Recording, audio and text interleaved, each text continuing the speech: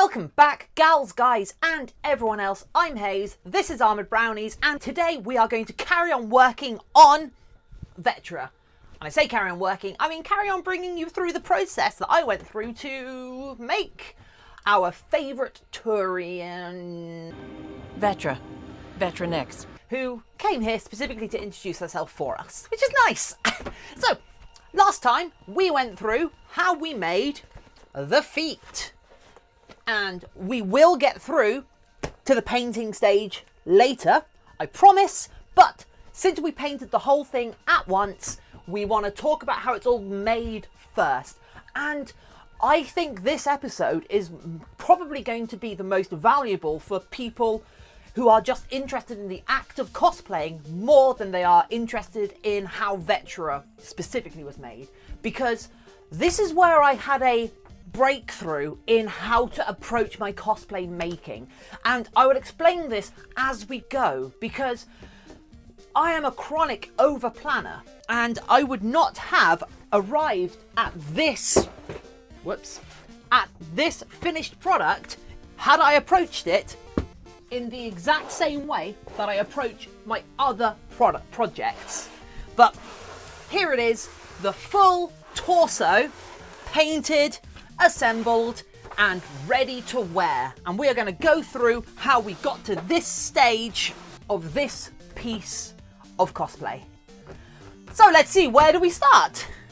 Remember, if you want to see the earlier stages of this, click up here for a link to the previous video on how these were made. Without sounding too weird, I think this costume build was a success of just doing it and ad hoc progress over planning, because you can see me here working from my reference booklet.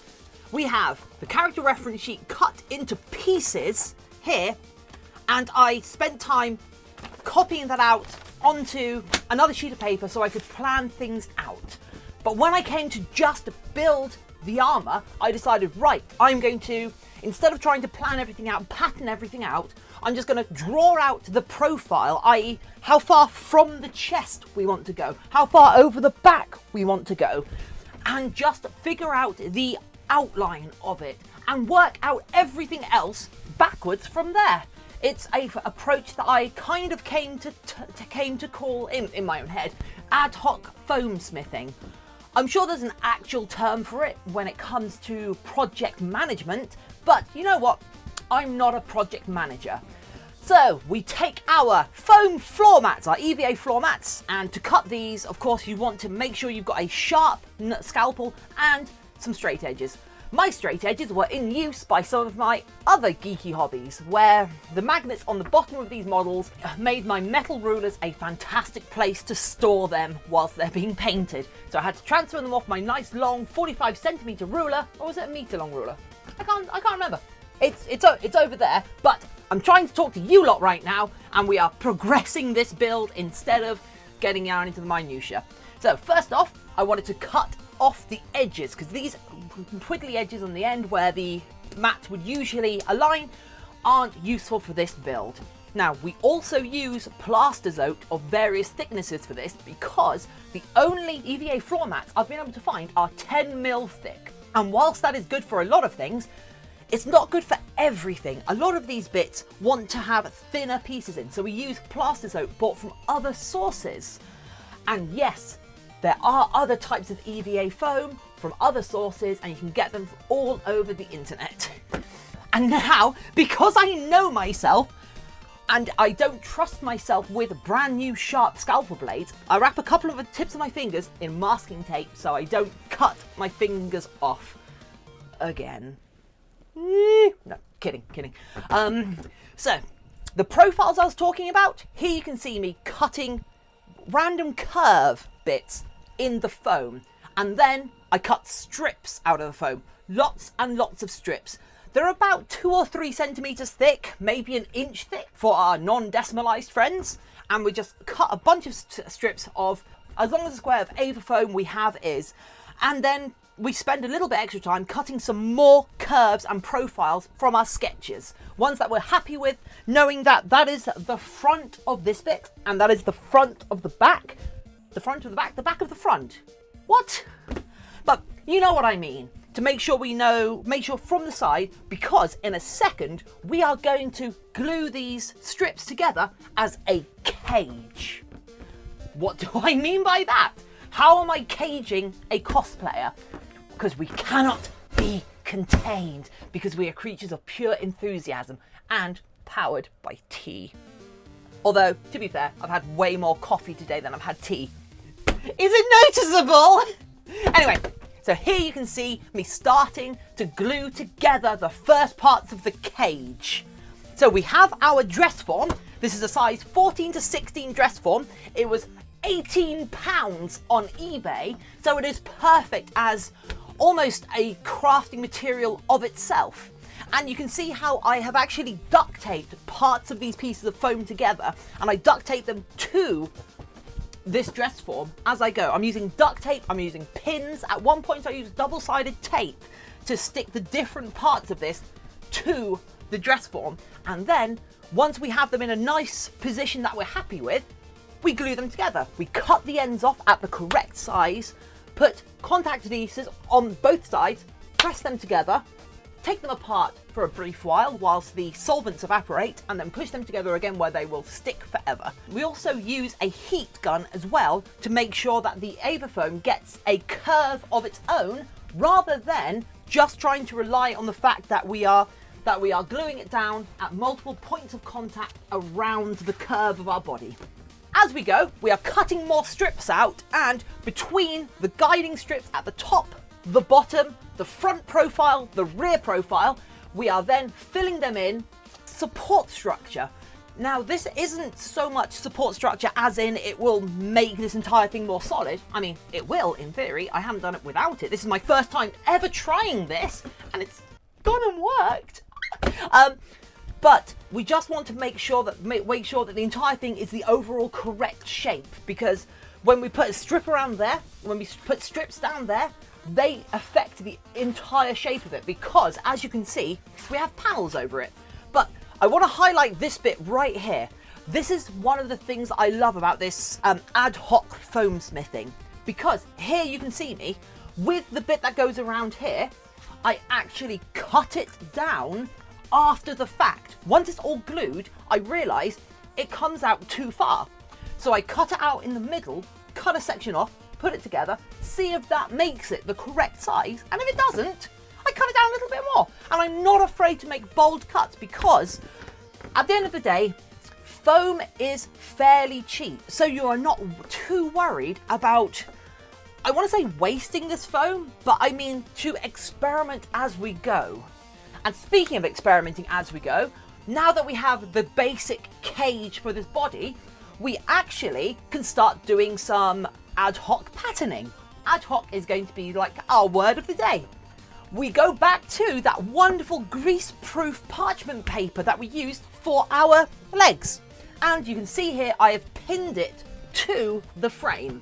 And whilst it's pinned to the frame, we can then take a pen and just draw out the shape of what we want on it. If this were a more complicated object, as in if there were breast cups, if there were different shapes on here, we'd probably want to use cling film, more parchment paper but with duct tape to make it conform to the shape, so that when we cut it down, we can actually build a more three-dimensional pattern. But thankfully, because this is fairly straight, and because a lot of cosplay has big, bold shapes, we can actually get away with doing it this way, where we're cutting flat panels and gluing them on. And we just repeat this, creating new panels to go over this cage that we've created. And this bit is the part that I think is so important, because you can do it as you go along. I get obsessed with planning. I get obsessed with, I will 3D model things, then unwrap them, then break them down. I will do all the research I can. I'll do this, that, and the other. I'll make sure I can 3D print this, 3D print that. But here you see, you can plan it as you go. Because so long as you have a base shape that is the correct thing, when you glue things over it, it will be the right shape. So once you're into this flow, you can kind of relax a bit and just let yourself work. Oh, look at that idiot go. The foam that I've used for the paneling here is between 4mm and 6mm Plasterzote that I buy in sheets. You could very well do this with the 10mm Plasterzote mats. That is fine. You don't need my permission for it, but I found that stuff to be a bit too thick for this. But speaking of a bit too thick, now I get to see if I have been too dumb.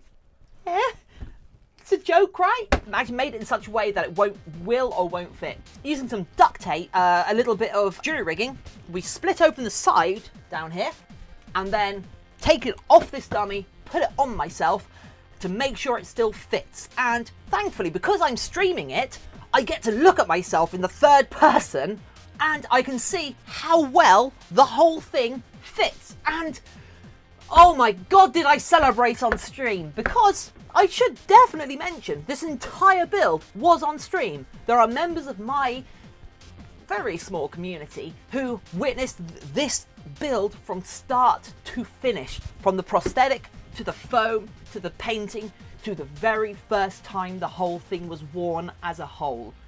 Yep, I did that live on stream.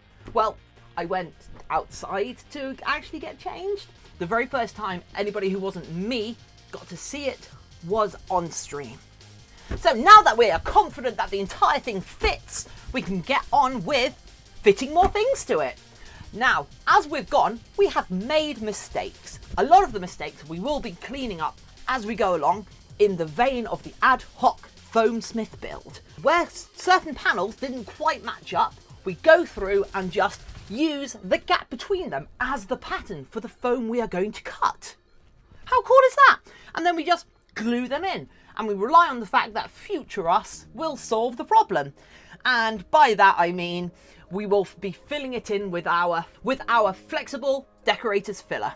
You see here how the part that is now Velcro on the side is held together with duct tape, because that's what we break apart to try it on to make sure it still fits. Because as you go, much like with these shoes, as you are putting on the panels, it will restrict how much the thing can expand with you in it. In the same way that putting on the panels of foam on this, which are not nearly as stretchy as the shoe material, will mean that it might not fit. So we've got to make sure we are able to constantly try it on.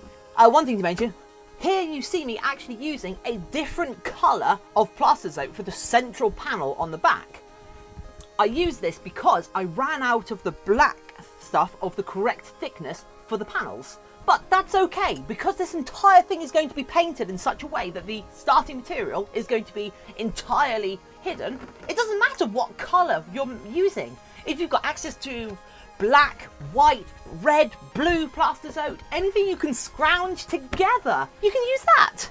If you are enjoying this, and if this is encouraging you to try this yourself, please remember to subscribe to this channel, leave a comment down below telling me how you feel about this approach. What would you have done differently? How have I messed this up? How would you have done it better? And also, don't forget to share this with your other cosplaying friends. And now that we have all of the panels around the whole thing, you'll see that it doesn't look too much like her torso yet. Because now we actually start putting the panels over it.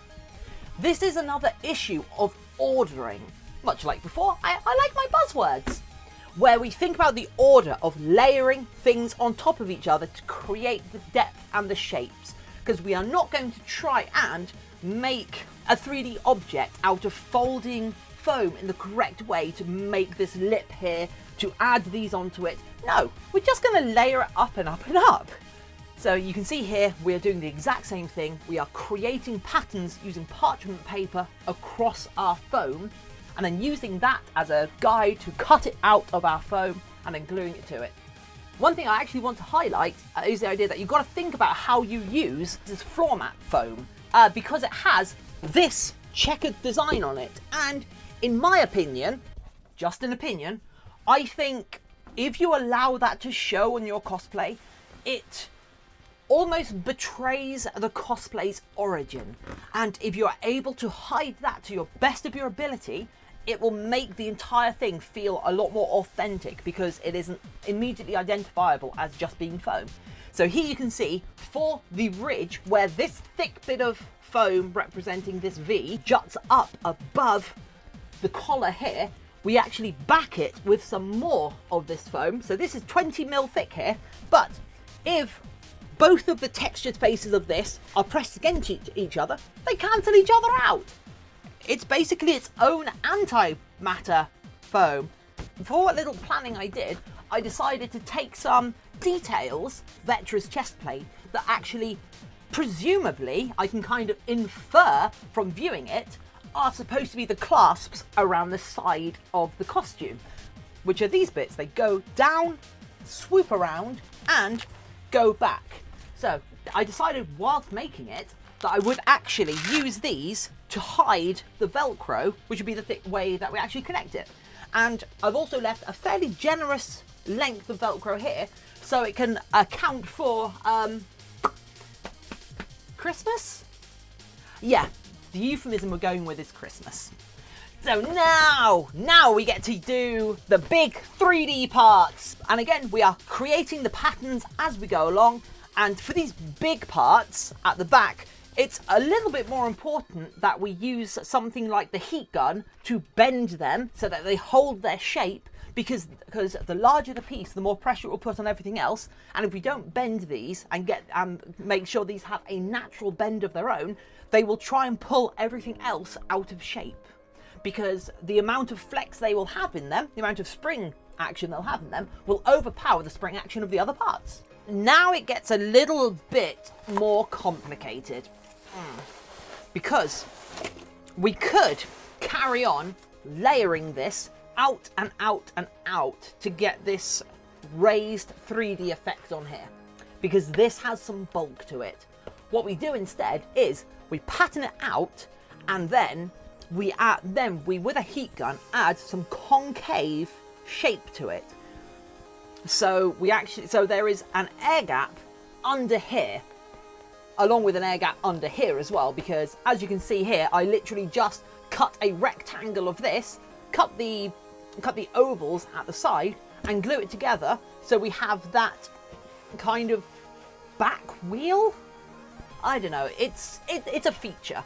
It's a lot more domed on the original in the reference image, but it conveys the idea that we want on the back of the armor to do it this way. At the end of the day, we don't want to spend ages patterning this out, because that's not the sort of build this is.